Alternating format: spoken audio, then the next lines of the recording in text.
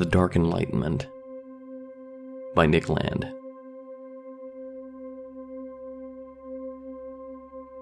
Part 1.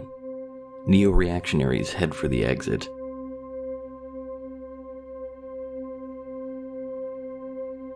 Enlightenment is not only a state, but an event and a process. As the designation for an historical episode concentrated in Northern Europe during the 18th century, it is a leading candidate for the true name of modernity, capturing its origin and essence. Renaissance and Industrial Revolution are others. Between Enlightenment and Progressive Enlightenment, there is only an elusive difference, because illumination takes time and feeds on itself. Because Enlightenment is self-confirming, its revelations self-evident, and because a retrograde or reactionary Dark Enlightenment amounts almost to intrinsic contradiction. To become enlightened in this historical sense is to recognize and then to pursue a guiding light. There were ages of darkness, and then enlightenment came. Clearly, advance has demonstrated itself, offering not only improvement but also a model. Furthermore, unlike a Renaissance, there is no need for an enlightenment to recall what was lost, or to emphasize the attractions of return. The elementary acknowledgement of enlightenment is already Whig history in miniature. Once certain enlightened truths have been found self-evident, there can be no turning back, and conservatism is preemptively condemned, predestined to paradox. F.A. Hayek, who refused to describe himself as a conservative, famously settled instead upon the term Old Whig, which, like classical liberal or the still more melancholy remnant, accepts that progress isn't what it used to be. What could an old Whig be if not a reactionary progressive? And what on earth is that? Of course, plenty of people already think they know what reactionary modernism looks like, and amidst the current collapse back into the 1930s, their concerns are only likely to grow. Basically, it's what the F word is for, at least in its progressive usage. A flight from democracy under these circumstances conforms so perfectly to expectations that it eludes specific recognition, appearing merely as an atavism, or confirmation of dire repetition. Still, something is happening, and it is, at least in part, something else. One milestone was the April 2009 discussion hosted at Cato Unbound among libertarian thinkers, including Patry Friedman and Peter Thiel, in which disillusionment with the direction and possibilities of democratic politics was expressed with unusual forthrightness. Thiel summarized the trend bluntly: "I no longer believe that freedom and democracy are compatible."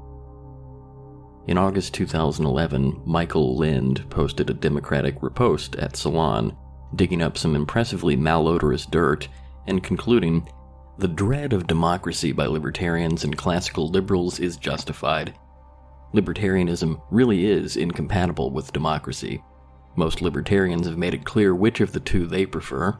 The only question that remains to be settled is why anyone should pay attention to libertarians." Lind and the Neoreactionaries seem to be in broad agreement that democracy is not only, or even, a system, but rather a vector with an unmistakable direction. Democracy and progressive democracy are synonymous and indistinguishable from the expansion of the state. Whilst extreme right-wing governments have, on rare occasions, momentarily arrested this process, its reversal lies beyond the bounds of democratic possibility. Since winning elections is overwhelmingly a matter of vote buying, and society's informational organs, education, and media, are no more resistant to bribery than the electorate, a thrifty politician is simply an incompetent politician, and the democratic variant of Darwinism quickly eliminates such misfits from the gene pool. This is a reality that the left applauds, the establishment right grumpily accepts, and the libertarian right has ineffectively railed against. Increasingly, however, libertarians have ceased to care whether anyone is paying them attention. They have been looking for something else entirely: an exit. It is a structural inevitability that the libertarian voice is drowned out in democracy, and according to Lind, it should be. Ever more, libertarians are likely to agree. Voice is democracy itself, in its historically dominant Rousseauistic strain. It models the state as a representation of popular will, and making oneself heard means more politics. If voting, as the mass self-expression of politically empowered peoples, is a nightmare engulfing the world, adding to the hubbub doesn't help. Even more than equality versus liberty, voice versus exit is the rising alternative, and libertarians are opting for voiceless flight.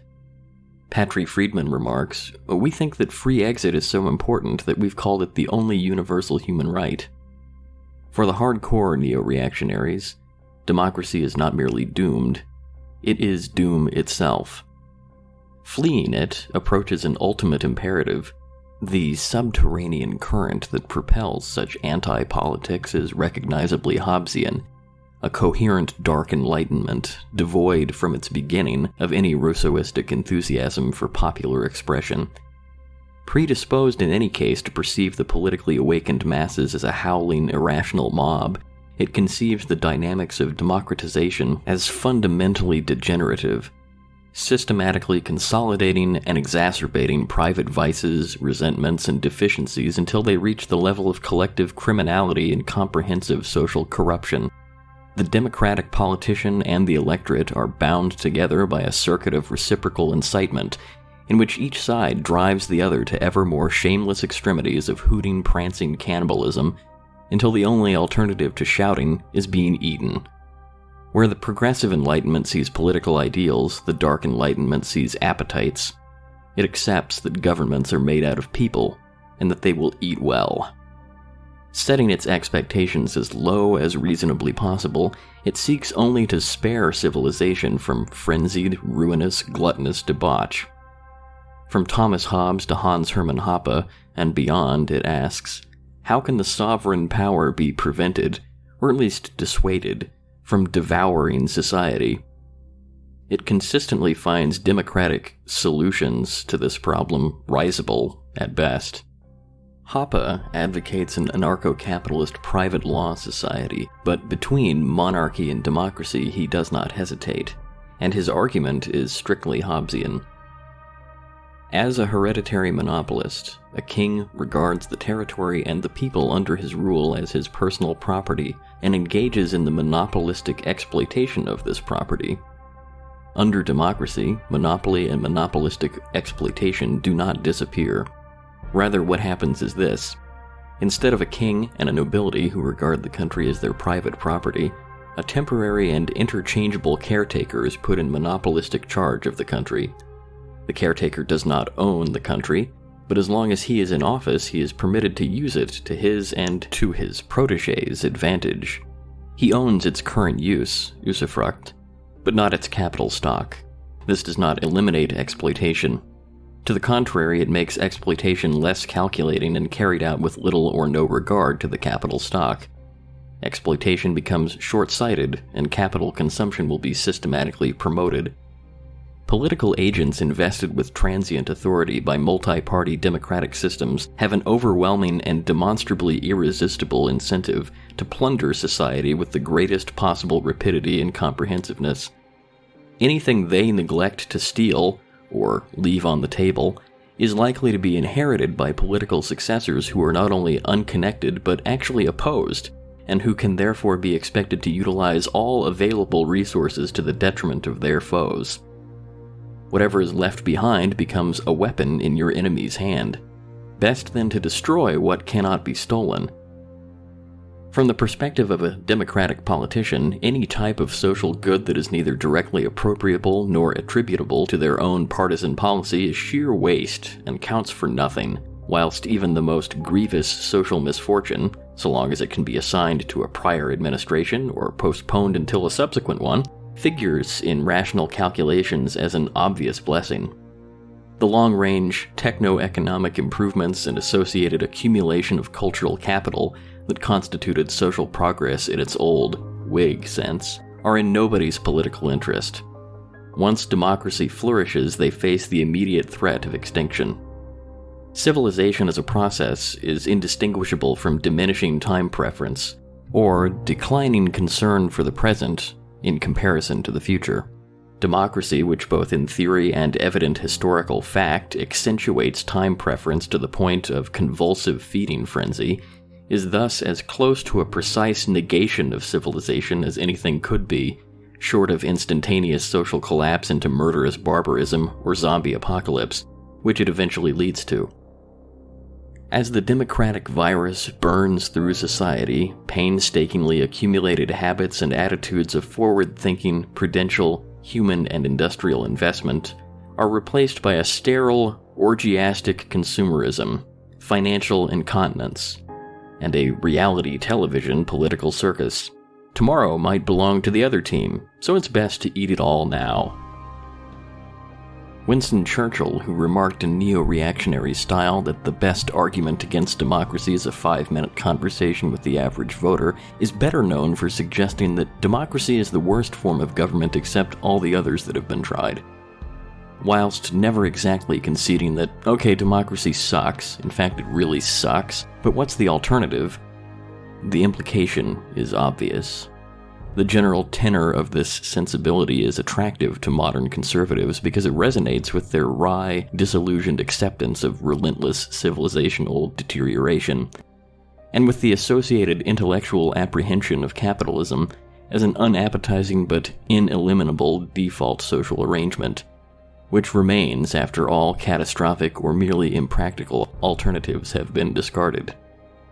The market economy, on this understanding, is no more than a spontaneous survival strategy that stitches itself together amidst the ruins of a politically devastated world.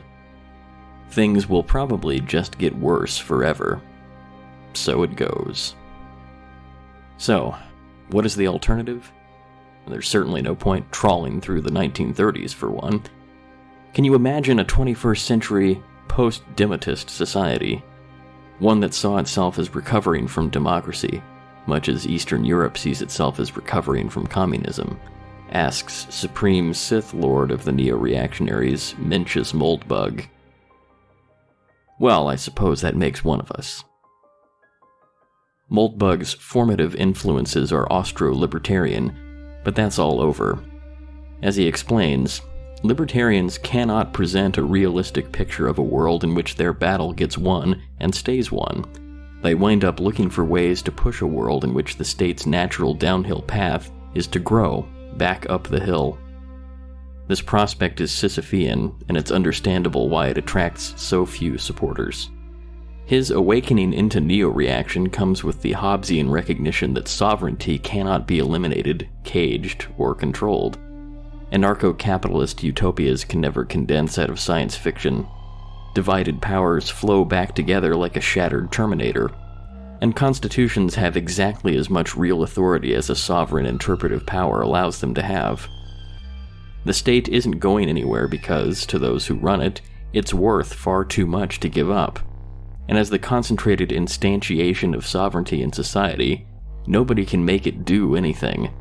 If the state cannot be eliminated, as Moldbug argues, at least it can be cured of democracy, or systematic and degenerative bad government. And the way to do that is to formalize it. This is an approach he calls neocameralism. Quote, "To a neocameralist, a state is a business which owns a country.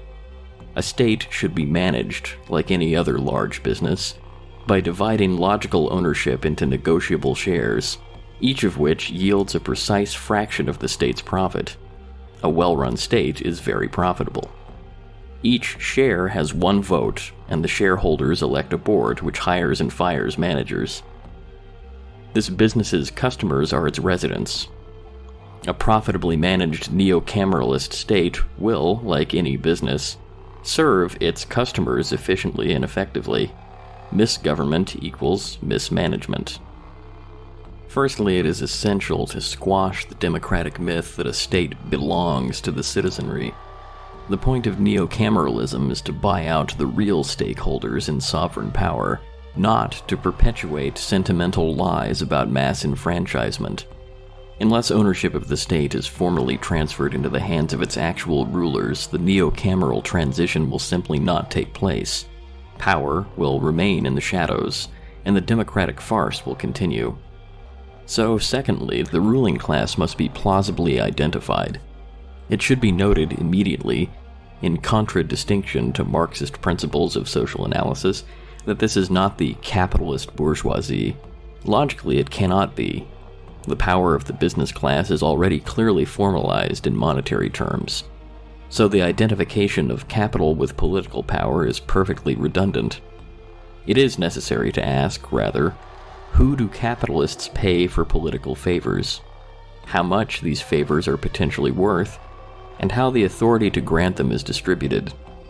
This requires, with a minimum of moral irritation, that the entire social landscape of political bribery, or lobbying, is exactly mapped, and the administrative, legislative, judicial, media, and academic privileges accessed by such bribes are converted into fungible shares. Insofar as voters are worth bribing, there is no need to entirely exclude them from this calculation, although their portion of sovereignty will be estimated with appropriate derision. The conclusion of this exercise is the mapping of a ruling entity that is the truly dominant instance of the democratic polity. Moldbug calls it the cathedral. The formalization of political powers, thirdly, allows for the possibility of effective government. Once the universe of democratic corruption is converted into a freely transferable shareholding in GovCorp, the owners of the state can initiate rational corporate governance, beginning with the appointment of a CEO. As with any business, the interests of the state are now precisely formalized as the maximization of long-term shareholder value. There is no longer any need for residents, clients, to take any interest in politics whatsoever.